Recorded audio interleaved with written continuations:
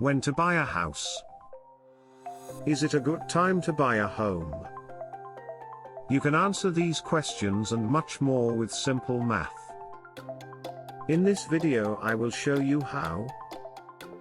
But before starting the list, remember to subscribe to our channel and like this video so YouTube shows you our content. There are a few major decisions with the potential to change our paths. 1. When we are still teenagers or in the early 20s, picking careers and, if any, academic degrees. 2. When we decide to marry and have kids, or not. 3. If we will rely on public pensions, hint, don't, or private savings for retirement. 4. When we decide between renting or buying a house. It is difficult, if not impossible, to decide about the first two listed above based on calculations. But the answer to the dilemma between buying or renting a house is easier to get. Don't worry, it is not complicated math. I am not an engineer or a physicist myself, so even my own mathematical resources are limited. In this article, however, I will approach the decision between renting and buying a house from a financial point. Of course, there are other advantages and disadvantages on both sides. A. In the case of an invasion by a foreign power, the renter can escape without caring if insurance covers mortar explosion. Sorry for the weird example. I live in Poland. In ordinary times, people praise real estate ownership as an investment that may build equity and tax deductions. To rent, on the other side, gives flexibility with no maintenance headaches. Still, there is a common belief that buying a house is a more financially sound decision. Not always this is true, and here you will learn how to discover if this is your case. The costs of buying a house. The first step is to gather all the costs from both sides, buying and renting. We will not consider some expenses, like furnishing, for two reasons. First, because they often exist regardless if you are a renter or a homeowner. Second, because one-time costs are diluted over the years and are of little significance over long periods of time. So what are a homeowner's yearly, recurring costs? 1. Loan interests, L. 2. The opportunity cost of the money spent, O. 3. Property taxes, P. 4. Maintenance costs, M. Loan interest costs of buying a house. First of all, the loan costs are not the same as the total mortgage, but only the interests. Most of the value of your mortgages will add to your equity, meaning the house, except for the interest you pay to the bank. To calculate the loan costs, we use the effective APR, annual percentage rate. It includes fees and compound interests.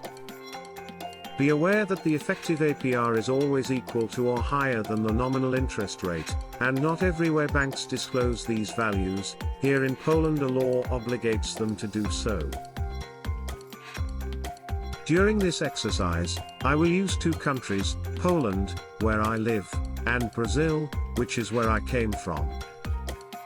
The effective rate for a mortgage contracted by a middle-class couple with no dependents in Poland is somewhere around 2% to 4%. To make it simple, let's consider an effective rate of 3% per year. In Brazil, it is between 6% to 12%, so we will consider 9%. In both cases, the values are net of inflation. Remember that mortgage rates often have a variable, indexed component, so they may fluctuate over time. The opportunity cost of the money used. In most mortgage loan contracts, the bank demands a down payment from the buyer. Usually around 20%. Some loans don't demand this 20%, but they have higher interest rates. It is a matter of calculated risk for the bank. Your down payment reduces their exposure, therefore the higher the down payment, the lower the interest rates. Imagine if you invested this 20% in high-yield fixed income in your country. How much it would pay you per year?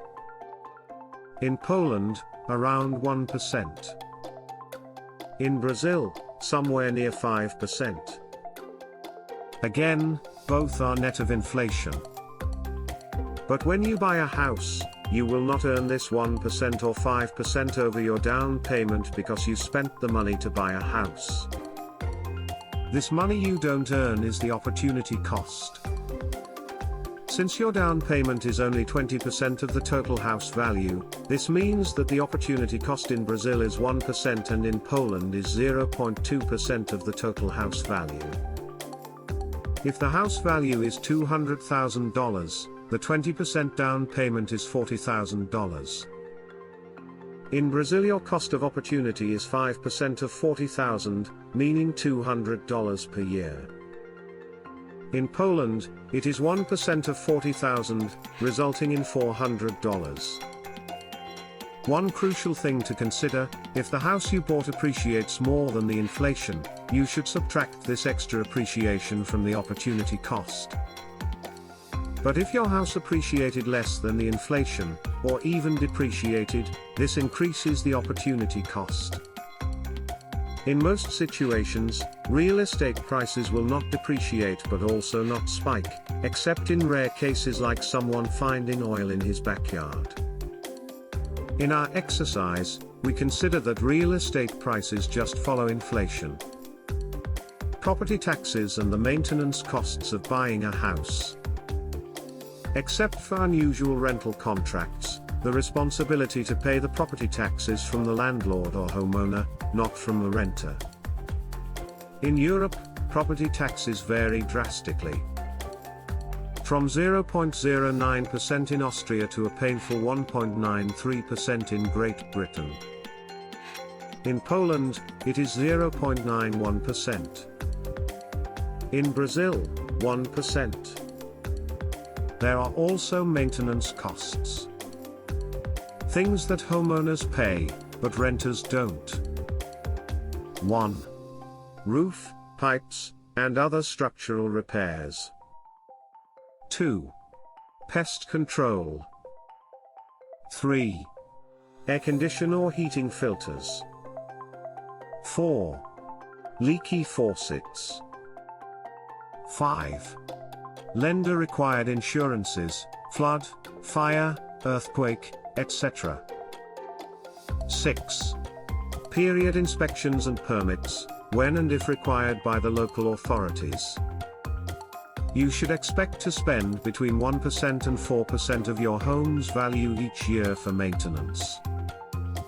Newer homes usually are in the lower range of this interval. In our exercise, we will consider maintenance costs representing 1.5% per year of the total home value. The costs of renting a house. The monthly cost of renting a home is simple. It is 1. The rent you pay, are 1. Both in Brazil and Poland, this on average corresponds to 6% of the total house value. Expenses like utilities are not considered because we need to pay them regardless if we are renting or buying. One could also argue that renters have the additional cost of contracts adjusted annually by an inflation index. However, most mortgage loan contracts also have inflation adjustments, at least mine has. Since these things affect both sides almost equally, it does not make sense to consider them, unless you managed to rent a house or take a mortgage with no inflation adjustment. If this is the case, congratulations. There are double-edged benefits to renting a house. From one side, it allows you to move without penalty each time your contract finishes. However, it also means your landlord may not accept to renew your contract. A renter also may face unpredictable rent increases every time he needs to renew his contract. In districts with rising popularity, rent hikes can be steep. In contrast, the only increase in mortgage payments will be due to inflation. If, in my case, it is a bad idea to buy a house, what should I do? A better alternative, from the financial point of view, is to do what a friend of mine, head economist of a local bank, does. He saves his money and invests it in high-yield fixed-income titles. The risk of these titles is mitigated by the FGC, a device that covers any loss caused by banks defaulting until a certain value. The interest paid by his investments covers his rent. Remember, however, that all these are purely financial calculations. Not always the decision of buying a house is about the money. It may also depend on your life plans or family requirements. Just avoid point-blank statements like X or Y is always better. Instead, do the math. The inputs I already gave you.